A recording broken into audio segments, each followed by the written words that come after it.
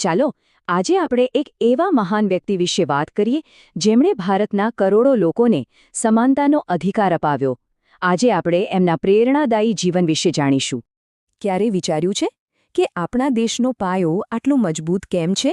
કોણ હતા એ મહાન સમાજ સુધારક અને કાયદાના જાણકાર જેમણે ન્યાય અને સમાનતાના પાયા પર દેશને ઊભો કર્યો? ચાલો આજે આપણે એમને ઓળખીએ. જી હા, એ હતા ડૉક્ટર ભીમરાવ રામજી આંબેડકર. પણ આપણે સૌ એમને ખૂબ જ પ્રેમ અને આદરથી બાબા સાહેબ કહીને બોલાવીએ છીએ. એ એક એવા લીડર હતા જે માત્ર મોટા મોટા સપના જોતા ન હતા, પણ એને હકીકતમાં બદલી બતાવવાની હિંમત પણ રાખતા હતા. એમનો જન્મ 14 એપ્રિલ 1891ના રોજ મહુમાં થયો હતો. કોણે ખબર હતી કે આ દિવસે જન્મેલું બાળક મોટું થઈને આખા દેશની દિશા બદલી નાખશે? બસ અહીંથી જ એમની એક અવિશ્વસનીય સફરની શરૂઆત થઈ. એમનું બાળપણ જરાય સહેલું નહોતું. એમને ઘણી બધી મુશ્કેલીઓનો સામનો કરવો પડ્યો. સમાજમાં ચારે બાજુ ભેદભાવ અને અન્યાય હતો. પણ આ બધી મુશ્કેલીઓ સામે લડવા માટે એમની પાસે એક બહુ જ શક્તિશાળી હથિયાર હતું. અને જાણો છો એ હથિયાર શું હતું? એ હતું શિક્ષણ. ગમે તેવી પરિસ્થિતિ આવી, એમણે ભણવાનું ક્યારેય ન છોડ્યું. શિક્ષણને જ પોતાનો સાચો મિત્ર બનાવ્યો. અને એટલું જ નહીં, એ તો વિદેશ સુધી ભણવા ગયા અને જ્ઞાન મેળવીને પોતાને એટલા મજબૂત બનાવ્યા કે દુનિયા જોતી રહી ગઈ.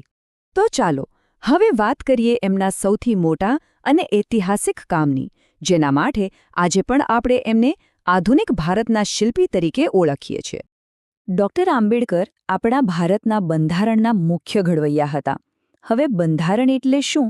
સાવ સહેલી ભાષામાં કહીએ તો એ આપણા દેશની એક રૂલ બુક છે. એક એવો ગ્રંથ જે નક્કી કરે છે કે આપણો દેશ કેવી રીતે ચાલશે અને દેશના દરેક વ્યક્તિને કોઈ પણ જાતના ભેદભાવ વગર ન્યાય અને સમાનતાનો અધિકાર મળશે.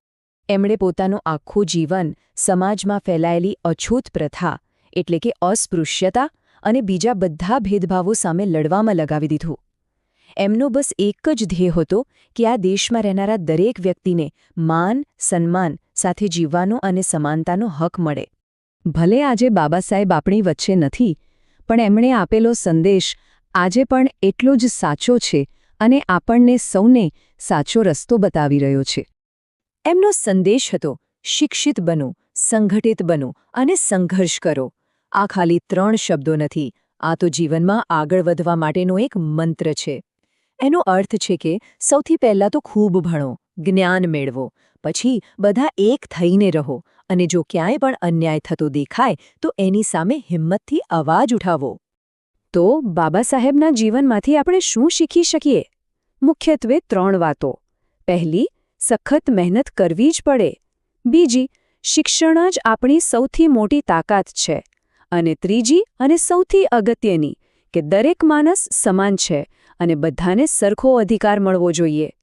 તો હવે આપણે સૌએ વિચારવાનો છે કે બાબા સાહેબના જીવનમાંથી આપણે કઈ પ્રેરણા લઈ શકીએ છીએ અને આપણા જીવનને વધુ સારું બનાવવા માટે શું કરી શકીએ છીએ. જરૂર વિચારજો.